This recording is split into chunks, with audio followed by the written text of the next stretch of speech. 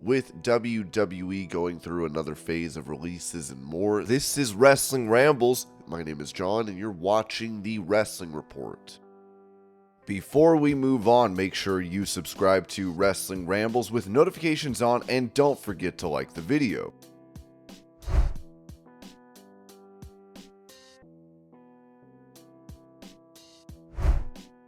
Revealing that he will be undergoing a procedure, Bruce Pritchard said on his Something to Wrestle With podcast. "I said I would never get another shoulder surgery, and in 1 week," he points to his left shoulder, "this one gets cut and ripped apart, labrum sewn up, and rotator gets sewn up, and chips out of my ball joint, and all that good Pritchard also talked about having former TNA owner Dixie Carter backstage at Raw this week. "I've always said it, even in our TNA podcast, we're sometimes a little controversial, but I've always maintained that Dixie, I think she's a wonderful person, and we've remained friends to this day. I reached out and I thought it would be great, since we were going to be in Nashville, to invite her to the show and say hello, and it was terrific to see her and reconnect and say hello."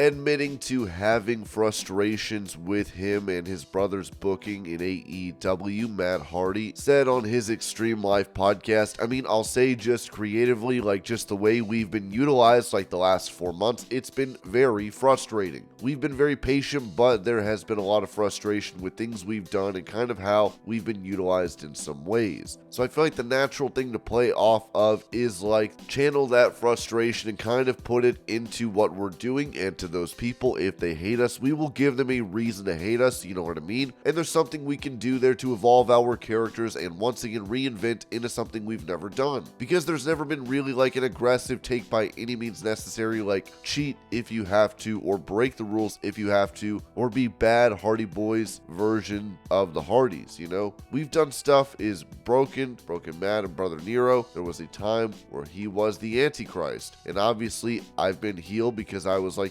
more the heel because he was all historically the more popular of the two of us, but I think the two of us together as in a new role, I think it would be very refreshing. I think it's something that we could use to kind of get back to where we want to be. I just feel because we are considered one of the most iconic tag teams, one of the greatest tag teams of all time, with all of our achievements and all the ground we've broken, all the trails we blazed. I feel like we would be in some sort of circulation where we come in, we have some wins here and there, we get some momentum going, then we get into a big issue with a younger guy, and then we make this younger guy look good, but we haven't really got the opportunity to do that, and that's what I want. Even there's a time today after our match was over, went back to the boss, said, "Hey, we want to talk to you, going forward, and we're going to do that or whatever." But I feel like there's a way to get that where you can still keep us in the mix as a team that is a threat and that is relevant and current, but then you can still help build younger teams as well, and I think that's where we need to be right now.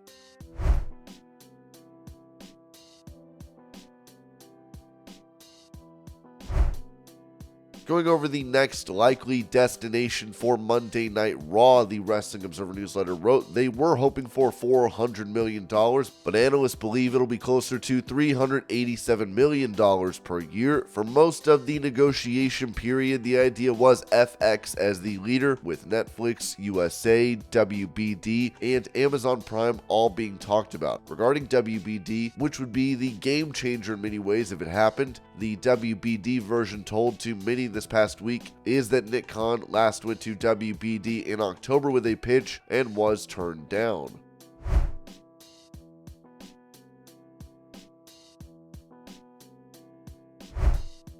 Taking to social media, former WWE star Matt Riddle celebrated the birth of his son, posting this photo and writing, "Little Matthew has just entered the world."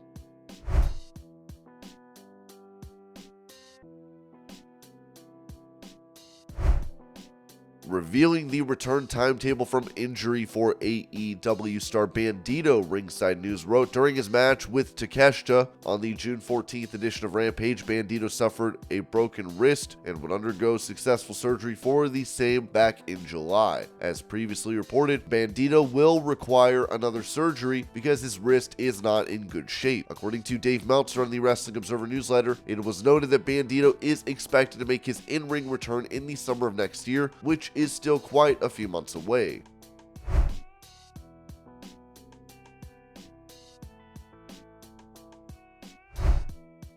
Staying on the topic of injuries in AEW, Ringside News also said that PW Insider reports that there is word circulating about Chuck Taylor nursing a foot injury, which accounts for his recent absence from in-ring competition. However, the report does not specify the nature of the injury or provide an expected return timeline. We extend our best wishes for his swift recovery. Chuck Taylor's most recent match was on the October 4th episode of Rampage, where he teamed up with the Best Friends and the Hardys against Angelo Parker, Daniel Garcia, Jake Hager, and Matt Menard.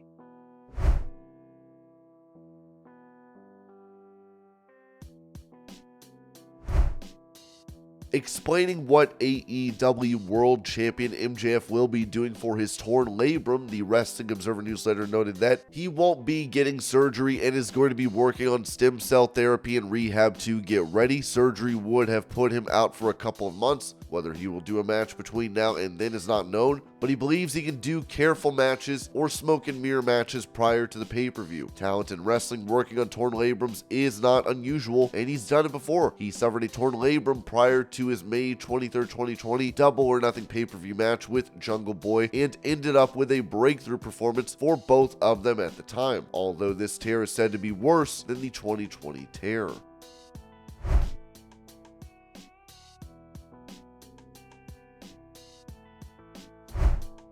Giving a reason as to why CM Punk did not make any mention of AEW during his return promo on Monday Night Raw, the Wrestling Observer newsletter said, "For those wondering or disappointed that Punk said nothing about AEW, it's because both he and others have signed several NDAs regarding talking publicly about the other."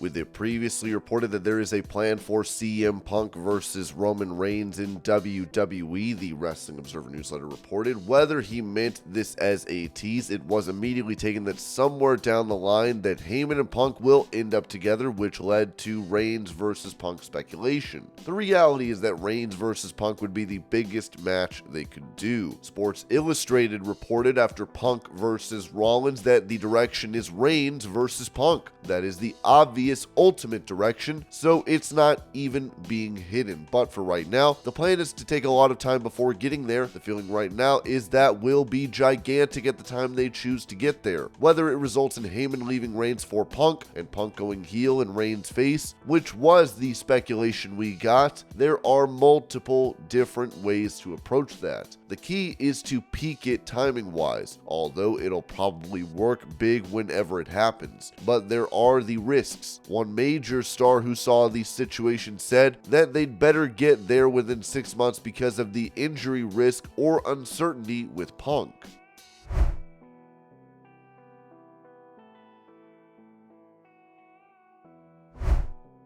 Speaking about CM Punk's return to WWE at Survivor Series, where Seth Rollins looked to be very angry at Punk's comeback, the Wrestling Observer newsletter added that WWE ran an angle backstage with Seth Rollins trying to get at Punk. Rollins was asked months back about Punk coming back and said that we don't need that cancer here, but later he walked back on that, since anyone who follows wrestling history would have believed there was a chance, and probably a good one, that at some point he would be brought back after his AEW termination.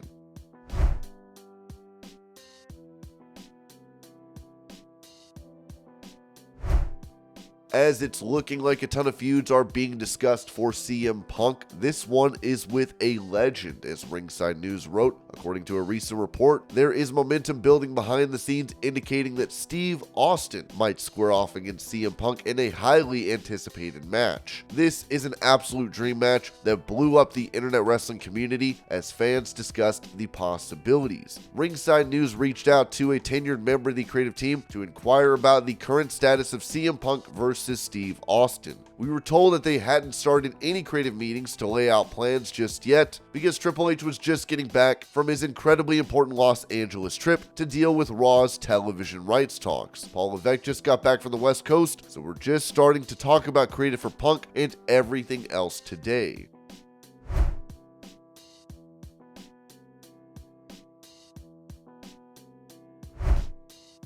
It seems that WWE has gone through another phase of layoffs, as Brandon Thurston of WrestleNomics wrote that WWE has laid off more corporate employees today, according to multiple people at the company. This follows layoffs of more than 100 employees in September, following the closing of the TKO merger. Shawn Rossap of Fightful replied, "Unfortunate news. WWE wouldn't confirm to me, but I'm also hearing this."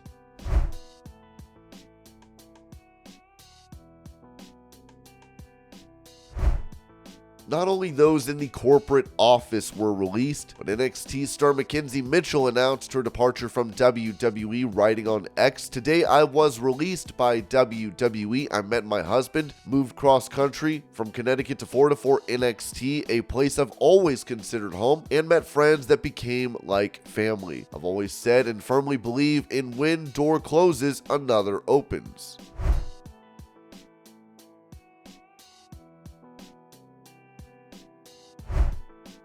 Going over Adam Pearce's current standing in WWE, Shawn Rossap of Fightful said Adam Pearce got a promotion on WWE TV, but he may have sort of gained one behind the scenes. In October, Triple H introduced Nick Aldis as the GM of SmackDown, promoting Adam Pearce to the role of GM of WWE Raw. For years, Pearce has served as an authority figure on both Raw and SmackDown, some with the help of others, but always with him as a constant. Since then, he's been Raw exclusive on screen since becoming Raw GM. Ringside News added, "It was noted that Adam Pearce has served as a producer behind the scenes for both shows. We've been informed that the on-screen promotion accurately mirrors the actual situation. The plan in the fall was for Pearce to exclusively produce for the Raw brand from now on. However, it was emphasized that exceptions would always be considered."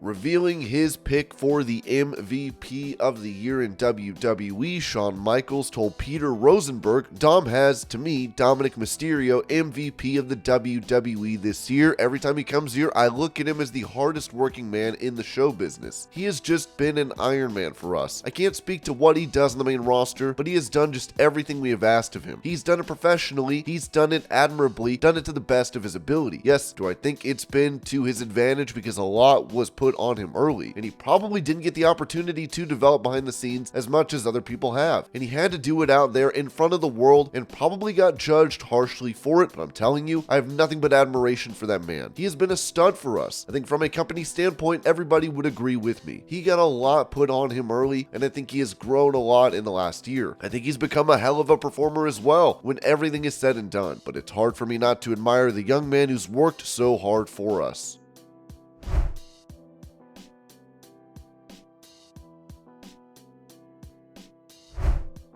Issuing a statement regarding his health and absence from AEW programming, Bandito wrote on X, "Hello everyone, I'm not fine. My wrist's still bad and I thought this was the last part of my recovery. I have 3 options to fix my wrist. 2 of them need surgery again. The other way is with physiotherapy, but we need to wait and see how the wrist responds. I feel very bad because I just started my new chapter in AEW and now I don't have clean how long time it will take outside of the ring. I'm very sorry with the company and the fans who still support me in this bad time. I'm trying to do my best in this hard time of my life, and I hope see you all as soon as possible. Thank you very much for all your love, Bandito."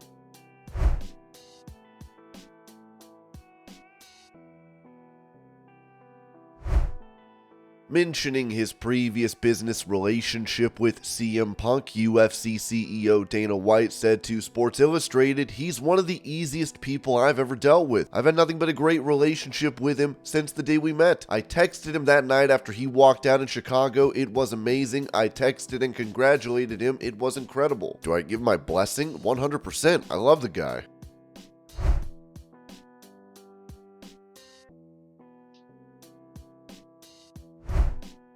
Recalling the role he played for AEW in CM Punk's firing, Bryan Danielson told the Maggie and Perloff podcast, "Yeah, I'm a part of the disciplinary committee. Clearly what happened has happened. I'm somebody who, I like CM Punk. I think he brought a lot to AEW while he was there. There is not a lot I can say about it or that I want to say about it. I am part of it. It's really funny. You know how the internet is. Some people say I was the head of the disciplinary committee. There were more than 3 people involved in this decision, but most of them were all lawyers. To say that I was the head head, I don't even have a college degree. I'm not in there bossing people around. I am a part of the disciplinary committee. I have a lot of empathy. I'm grateful for the time he was able to spend in AEW. He did a great job for us. I wish him the best in his future and hope his return there in WWE goes well.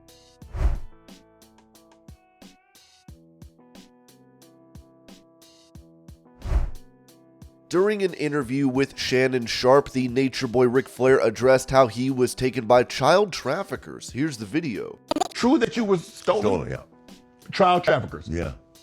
And you ended up being adopted. Mm-hmm. So how old were you when you found out that this was your adopted parents and not your biological parents? I think they told me when I was like 5. Did you ever seek out your... No. So you don't know if you have brothers, sisters? No, I don't. As recent, it's funny that the guy, how many years ago was that, Wendy? This is 6 years ago. Somebody reached out. My brother. My real name would be Fred Phillips. Right. And my brother reached out to me. I didn't have any interest. Really? You know, probably want to borrow money. You know. You didn't want to buy. You didn't want to lend him any money, huh? I'll call Steve Austin and say, Steve, I don't want to borrow any money. Just call me back. Right. I read where you went to boarding school. Mm-hmm. Why did your parents send you to a boarding school? I got busted trying to buy alcohol, so they arrested me. My dad was on Father's Day. My dad had to come get me. When you think about it, they really loved you, Rick, yes. Because they could have. Yep. I know. Do you look back at that time and like, wow, this could have went this way, could have went that way, but because of them, it went that way? Well, you're asking, I'm going to get emotional. Even though I didn't do anything that is illegal or anything bad, I just feel like I didn't do them justice. Does that make sense? Yeah. Because they were such good people. I was just wild. Mm-hmm. Not bad wild. Right. When my dad died, it took me a week, not a week, 5 days, literally, to go tell my mom my dad died.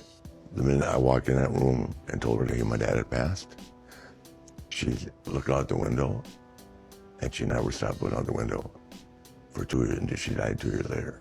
And she never spoke. Wow. So I don't know what she thought. Interesting that you asked me that. I'm sure that was a lot of people. Even though she lived 2 years longer, she really died when you told her he had passed. She just looked out the window.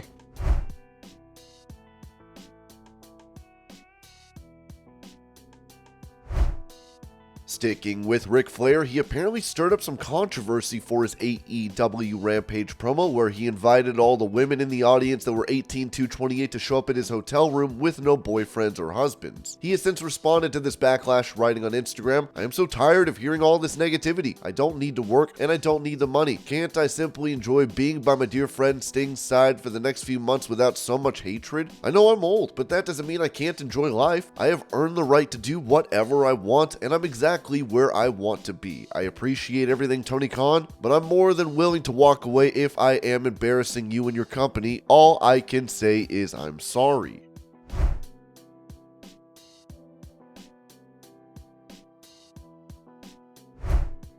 Talking to TMZ Sports, Ronda Rousey was asked if she wanted to sign with AEW after having a match for Ring of Honor, as she simply replied, No, I don't think so. Just trying to be home with the family and be a full-time mom." Previously, this was reported regarding the situation by Dave Meltzer, with him noting on Wrestling Observer Radio, so with Ronda, it's a one-shot deal. Obviously, if Ronda wants to work more, they'll use her anytime. She was doing a favor for Marina Shafir to help Marina, and that's that. It could change, but I do not expect there's a reason that Ronda wanted to finish. It's a family reason. These shows that she's worked have all been in Los Angeles. They've all been a team with Marina, so it's a night out of fun for her. It's not like she's on the road or anything like that. She didn't leave WWE to go to AEW. Stranger things have happened, but certainly the idea when she left WWE was that she was done with wrestling and that she was moving on to the next stage of her life. Ringside News added that Meltzer mentioned that following her debut match in ROH, Rousey was involved in some belt stuff stuff with the current ROH Women's World Champion Athena, which led to speculation that she might return, possibly for ROH's upcoming Final Battle pay-per-view scheduled for December 15th. However, Meltzer clarified that to the best of his knowledge, there was no commitment in place for a potential championship bout. And this was your Pro Wrestling News Update. I hope you're all having a great day. Thank you so much for watching, and I will see y'all later.